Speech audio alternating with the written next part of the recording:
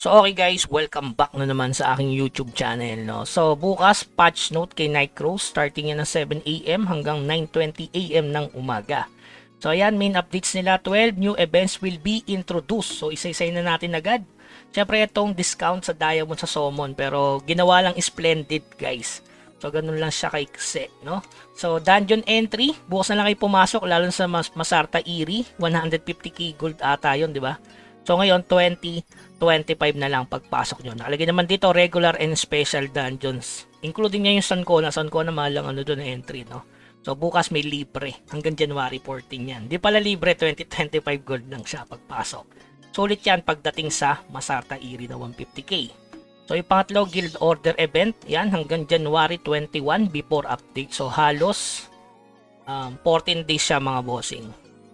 So yung sunod, mission completion guys, ayan, attempt to craft enhanced gear, ayan, 30 times. So meron kang shiny enhancement scroll, shining yan, no. Tapos dito, check in to guild 3 times. So ayan, merong guild order message na reward. Donate guild 15 times, tapos complete guild order hanggang 90 times. Hanggang 27 pa naman to guys, kahit di ka na bumili ng guild order. So matatapos mo yan mga bossing. Tapos dito, ito pinakamaganda, Nightcrow gear enhancement order. Bakit kamo guys? Bukas magbabasag lang kayo ng dalawa, parang hindi siya maapektuhan kasi meron pang bigay na dalawa as reward. So parang pina-plus 8 na kayo ni Nightcrow. Tingnan nyo muna maigi guys ha. Baka kasi bukas hindi ganito yung description eh. Dito kasi nakalagay twice, tapos makakalibre ka ulit ng twice. Hindi pala libre, magbabasag kayo attempt to enhance. Ang additional mo doon, itong plus 11 selection. Ito, may dalawa ka na. Meron ka pang 44 pieces na Nightcrow gear na plus 1. So yun, magbabasag ka lang bukas or mag-a-attempt ka ng plus 7 to plus 8. So swerte ka ba kapag na plus 8 mo, di ba? So solid yan guys ito. So sa iba kasi parang kakaiba ito, plus 6, kailangan 4 times. Dito sa beginners member Nightcrow gear, medyo mahirap to guys. Kita nyo naman. So yun, kailangan mong bumili ng season pass para dito. Okay? So yung kasunod, ayan, Epic Glider event na naman. Meron na naman ditong Epic Glider chest. Medyo hindi siya maganda, no? Dati kasi times 4 to no? So ayan, meron na namang Epic Glider chest na event. So kailangan nyo magbukas ng Pupil Aircraft Toolbox. So maganda to sa mga alt. Solid talaga yan, pampa diamond. Tapos ito, mag-i-spend. So related to doon sa Summon event. So tingin ko lang, no?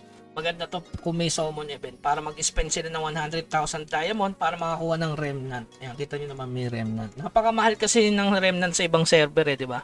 Meron pa nga balita ko, sa 104, 70k daw yung remnant doon. So yeah, mag-spend ka na lang, makakuha ka pa ng remnant. Kung i-spend mo yan sa Summon, sa tumatalpak yan, okay? So yung sunod is check-in event, ayan, 7 days check-in, may libreng Morion. Tapos ito, 300 day commemoration, 30 days check-in, ticket. Sana libre, no? Pero may bayad eh. Kasi in ticket siya, guys. Pero malay nyo, libre pala yung ticket na yon. Pa-surprise ni Nightcrow. Pero hindi tayo maasa. Kasi sobrang daming pamigay niyan, no? Ilang Morion din yan. Tapos weapon style, primal essence, 30 pieces. So alamin na lang natin bukas itong check-in event nila. Tapos yung kasunod, regular season for the crusade. Ito na guys, inaabangan nyo. So tumaas yung alluvial sa bawat server kanina. 5 PM, nag-announce tayo. Tapos 3, yung word exchange added. Itong word exchange, gaya ng sabi ko sa inyo nung nakaraan, so magkakaroon ng bagong exchanges na which is piling item lang. Key items within each region. O yan, trade some item within each region. So alamin na lang natin bukas kung paano ba yung mechanics nitong word exchange. Kung pangkalahatan ba, kasi sa word na nakalagay, so parang iniisip ko pangkalahatan. Dito kasi sinasabi lang dito some items within each region. So yun nga yung key items. Hindi siya token guys ha. Kala na iba token eh. So yung pang-apat natin, new legendary accessory added. Yan. Tapos yung pang-lima ito, protective Nightcrow enhancement scroll added. So hindi ko alam kung may bayad to. Balita to may bayad. Sana kinakrap lang kahit 100 Morion. Kasi pwede ka na makapag-enhance ng Nightcrow. So since ang pangalan niya Protective Nightcrow Enhancement, hindi ko alam kung pang Nightcrow gear lang siya. Pero good thing yan, at least makakapag plus 12 na ngayon gamit ito. Sana naman, wag naman sana may bayad. At saka meron sanang libre. Kung may bayad man, magbigay man lang sila ng sample, no?